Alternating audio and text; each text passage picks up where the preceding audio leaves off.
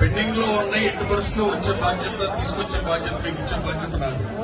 Mostly Andhra Pradesh రాష్ట్రంలో ఎక్కువ CM PGRS ప్రతి శాసనసభ్యుడు ప్రతి శుక్రవారం 175 నియోజకవర్గాల్లో చేయమని పార్టీ ఆదేశాల మేరకు, ప్రభుత్వ ఆదేశాల మేరకు నియోజకవర్గ హెడ్ క్వార్టర్స్ లో ప్రజా దర్బార్ నిర్వహిస్తున్నాం. గడిచిన 2 వారాల్లో దాదాపు 5 గ్రామాలకు ఒక చోట నియోజకవర్గ హెడ్ క్వార్టర్ లో మనం కూర్చుని ప్రజా సమస్యలు పరిష్కరిస్తాం కరెక్ట్ కాదని గ్రామ స్థాయిలో పరిష్కరిద్దామన్న ఉద్దేశంతో పెద్ద ఊర్లో అయితే ఒక ఊరు, చిన్న గ్రామాలు అయితే 4-3 గ్రామాలకు కలిపి ప్రజా దర్బార్ నిర్వహిస్తున్న సంగతి మీడియా సోదరులకు కూడా తెలిసిందే. ఈ రాష్ట్రంలో గ్రీవియన్స్ పరిష్కారంలో, ప్రజా సమస్యల పరిష్కరించడంలో గన్నవరం నియోజకవర్గం 3వ స్థానంలో ఉన్నందుకు ఈ గన్నవరం నియోజకవర్గంలో, నా నియోజకవర్గంలో పనిచేసే అధికారులందరికీ ధన్యవాదాలు తెలియజేస్తూ రాబోయే కాలంలో 1వ స్థానం చేరుకునే దిశగా పనిచేయాలని కూడా కోరుతూ, అలాగే ప్రజాస్వామ్యంలో ప్రభుత్వంలో నిధుల సమస్య ఉంది, ప్రజాస్వామ్యంలో గ్రామాల్లో సమస్యలు కోకోలలో ఓవర్ నైట్ లో అన్ని సమస్యల్ని పరిష్కరించలేం. ఈ మడిచర్ల గ్రామంలో నాకు మైనస్ వచ్చినా ఈ గ్రామానికి గత పాలకులు 5 సంవత్సరాల టెన్యూర్ లో 1,30,00,000, 1,50,00,000 కూడా కేటాయించకపోయినా నేను రాజకీయ కక్షలు చూపించకుండా ఈ గ్రామాన్ని అభివృద్ధి చేయాలన్న సత్సంకల్పంతో దాదాపు 3 కోట్ల పైనే, కరెక్ట్ గా లెక్కలేదు కానీ 3.5 కోట్ల పైనే గడిచిన 22 మాసాల్లో ఈ గ్రామాన్ని అభివృద్ధి చేసిన పరిస్థితి. రాబోయే కాలంలో మడిచర్ల చాలా వెనకబడిన ప్రాంతం, మడిచర్లలో రోడ్లు చూస్తే చాలా దారుణంగా ఉండే పరిస్థితి. కానీ ఓవర్ నైట్ లో ఒకే రోజు చేయలేం కాబట్టి ఒక్కో పని చేస్తా వస్తున్నా. మడిచర్ల గ్రామస్తులు చెప్పింది డ్రైనేజీలు కానీ, డ్రైనేజీ క్లీనింగ్లు కానీ, వాటర్ ట్యాంక్ క్లీనింగ్ కానీ చేయలేదని చెప్తున్నారు.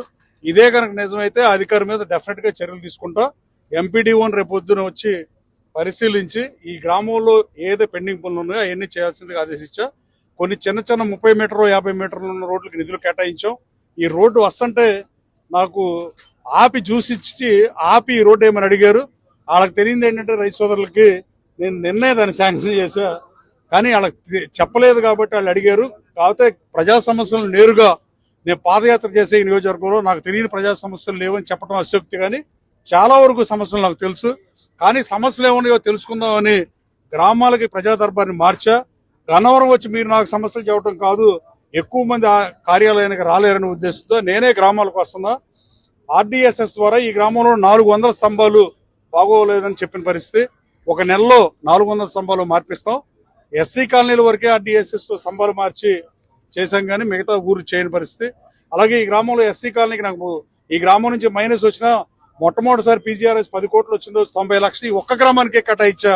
అయినా ప్రజలు ఆశావాదులు కాబట్టి ఎన్ని చేసినా ఇంకా అడుగుతారు కాబట్టి వీళ్ళ కోరికల్ని డెఫినెట్ గా సాధ్యమైనంత మేరకు ప్రభుత్వంలో నిధుల ఇబ్బంది ఉన్న పరిస్థితి మీకు కూడా తెలిసిందే.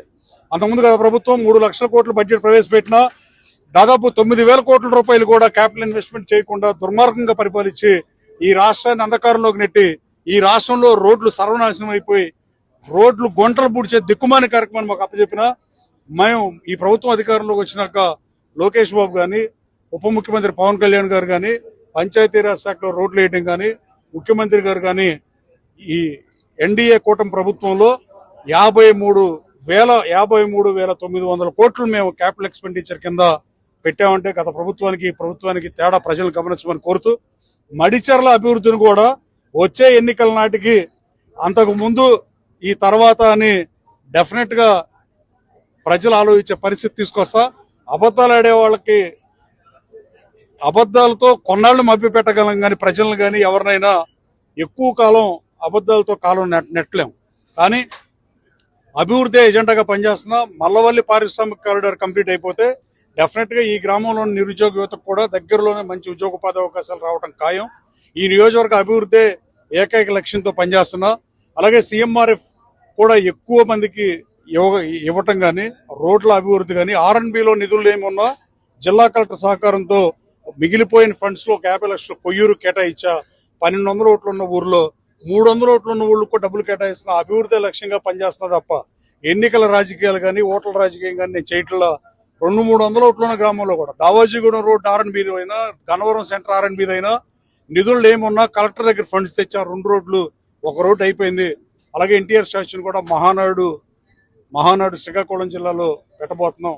అది అయిపోయిన తర్వాత ఎన్టీఆర్ స్టాచ్యూ ఓపెనింగ్ కి కార్యకర్తల సమావేశం పెట్టి 1 రోజంతా ఈ రాష్ట్ర మంత్రి, మొన్నే వర్కింగ్ ప్రెసిడెంట్ గా నియమితులైన తెలుగుదేశం పార్టీ 44 ఏళ్ల సుదీర్ఘ ప్రస్థానంలో 9 మంది కేంద్ర మంత్రుల్ని, అలాగే ఒక గవర్నర్ని, ఒక లోక్సభ స్పీకర్ని, అలాగే ఒక 2 ప్రధానుల్ని, ఒక రాష్ట్రపతిని నియమించడంలో కీలక పాత్ర వహించిన పార్టీ. 84లో మొట్టమొదటిసారిగా పార్టీ పెట్టిన పార్లమెంట్ ఎన్నికల్లో మొట్టమొదటిసారిగా దేశంలోనే ప్రధాన ప్రతిపక్ష పార్టీగా ప్రతిపక్ష హోదా లేకపోయినా 30 సీట్స్ వచ్చి మిత్రపక్షాలతో 36 సీట్లు సాధించిన పార్టీ. అలాగే ఈ పార్టీ ఎన్నో సంస్కరణలు తీసుకొచ్చింది. ఎన్టీఆర్ ఎన్నో రిఫార్మ్స్ తీసుకొచ్చాడు. చంద్రబాబు నాయుడు గారు అయితే ఈ రాష్ట్ర ముఖ్యమంత్రిగా 10 రెట్లు బడ్జెట్ మించిన ఏకైక నాయకుడు ఈ దేశంలో ఒక ముఖ్యమంత్రి గారు ఉంటే అది చంద్రబాబు నాయుడు గారు. ఆళ్ళ స్థాయిలో ఎన్టీ రామారావు లాగా చంద్రబాబు నాయుడు గారు అద్భుతంగా పరిపాలించి పార్టీని ముందుకు తీసుకెళ్లిన పరిస్థితి. వర్కింగ్ ప్రెసిడెంట్ గా నియమితున్న నారా లోకేష్ బాబు కూడా ఈ పార్టీని తన యువగళంతో వైసీపీ దారుణమైన పరిస్థితుల్లో పరిపాలించేటప్పుడు బెదరకుండా ఈ రోడ్డు మీదకి వచ్చి నేను ఉన్నానని ప్రజలకు అండగా నిలిచి యువగళంలో తన గళాన్ని విలిపించి ఈ రోజు ప్రభుత్వంలో 20 లక్షల ఉద్యోగ ఉపాధి అవకాశాలు కల్పిస్తానని చెప్పి వైజాగ్ కి గూగుల్ని తీసుకొచ్చి, వైజాగ్ అసలమెట్లను తీసుకొచ్చి, వైజాగ్ కి ఎసెన్చర్ని తీసుకొచ్చి, వైజాగ్ కి ఇన్ని ఐటీ కంపెనీలు తీసుకొచ్చే లోకేష్ బాబుకి ఈ వర్కింగ్ ప్రెసిడెంట్ గా పార్టీని మరింత ముందుకు తీసుకెళ్తాడని బలంగా నమ్ముతూ, అలాగే ఆయనకు కూడా శుభాకాంక్షలు తెలియజేసేందుకు కలిసి రాబోయే కాలంలో లోకేష్ బాబు ఆధ్వర్యంలో పార్టీ మరింత పటిష్టంగా కార్యకర్తల సంక్షేమ నిధి ఏర్పాటు చేశాడు. కార్యకర్తల కోసం పనిచేస్తాడు. యువగళం తర్వాత లోకేష్ బాబు ఇప్పుడు పార్టీ వర్కింగ్ ప్రెసిడెంట్ గా తన మార్కును చూపించబోతున్నాడని తెలియజేస్తూ ఈ గ్రామంలో ఉన్న సమస్యల్ని మాక్సిమం అడ్రస్ చేస్తాం. అలాగే రాబోయే కాలంలో యాక్షన్ టేకన్ రిపోర్ట్ కూడా 1 వీక్ లో ఇమ్మని అధికారులను ఆదేశించా. Thank you so much for covering the